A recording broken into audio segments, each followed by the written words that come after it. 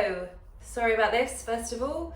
I am going to make some English muffins today from another, well, I think we've used this book before. And this is a Paul Hollywood recipe because the man knows his bread. This recipe makes 8. So the first thing I've done is I've got 300 grams of strong bread flour, strong white bread flour.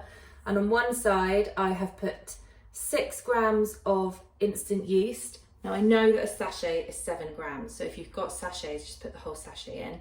It doesn't make any difference.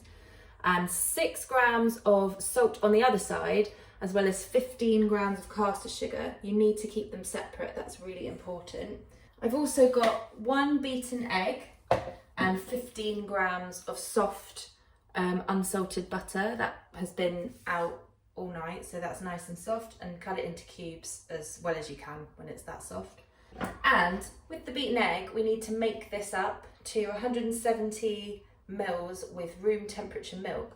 But I forgot about the room temperature milk bit, and so while I was prepping all of this stuff, I put some milk just on the hob for literally like a minute, but you don't want it to be hot because then you'll kill the yeast. So I'm going to add that into we'll also cook the egg, and you don't want that.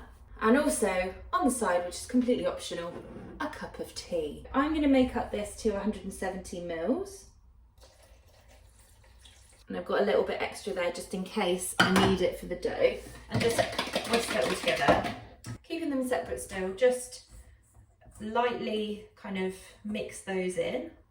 And then make a little well in the centre. And we're going to add our egg and milk mixture and the butter. And then we're just going to mix it together with our hands and bring it to a dough.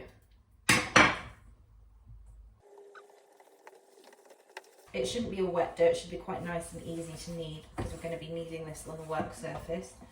So you don't want it to be too sticky. And also the butter will kind of incorporate in, so be a bit patient with it. And just keep going. Sprinkle your work surface with a nice bit of bread flour.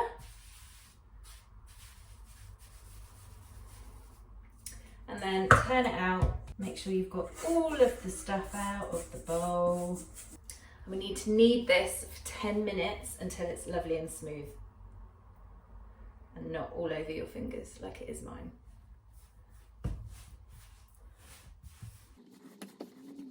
It's quite a nice thing to do actually, because we've been in lockdown nearly 2 weeks.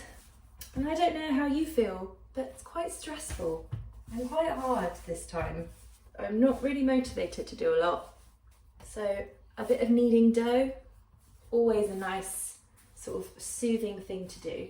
And you want to like push it out with your heel like that and then bring it back in and then just keep going around like that. Because what we're doing is stretching the gluten, and that means that the bread has space to grow. You can add more flour if you want to, but you don't want to add loads of flour because you'll dry out your dough, but it should be, I mean this doesn't really, it's not very sticky, so we're fine. Also helps with a really scraggly old ponytail, swinging it around in the kitchen. Really need a haircut. So we want to keep going with this until it is a lovely smooth dough. So about 10 minutes of kneading. Yeah. I don't know if that does very much, but it's quite nice for me. And it's looking quite nice and smooth now. It feels really nice. So it's a nice smooth ball of dough. To stop this sticking in the bowl as it rises, we need to oil the bowl and then put the dough in. So just put a tiny bit of oil in the bottom of your bowl. Get some kitchen roll and just give it a white round. You just want it to be a really thin layer of oil. You do not want this to kind of impact the dough.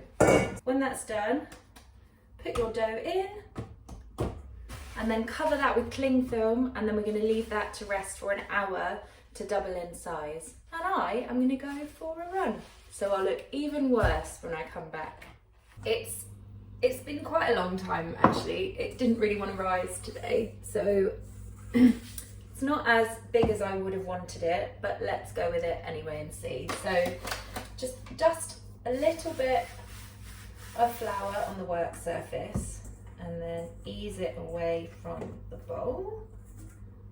All we need to do is just roll it out to about 1.5 centimeters thick and then leave it for 15 minutes just to rest. This will prevent any shrinking once we've cut our muffins out. Okay, 15 minutes. Costume change. So this has been resting for 15 minutes and I've realised that I don't actually have a round cookie cutter. Mine are all funky shapes. So I've got a lid. It's supposed to be about 9 centimetres.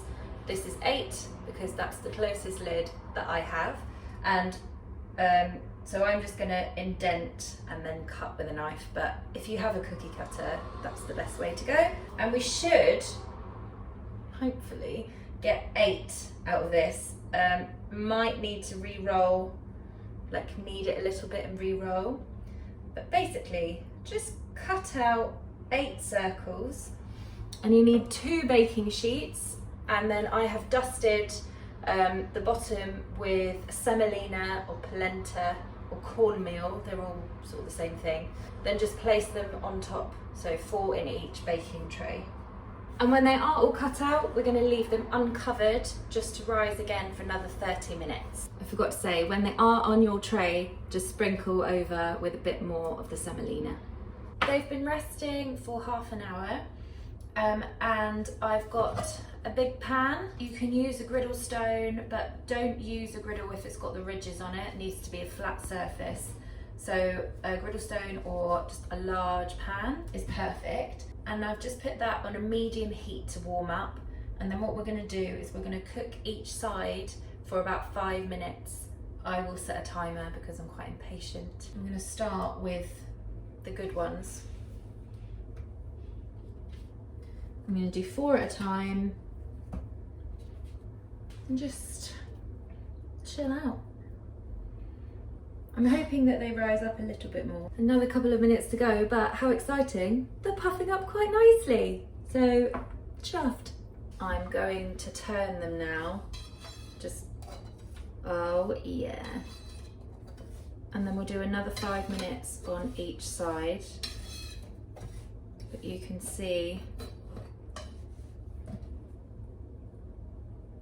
quite happy with those. I wish that they were a little bit puffier. Hopefully, this next 5 minutes will even more. Okay, I think, yes. So take them off and then do the next lot. There you go, look at these. Lovely English muffins to eat however you prefer.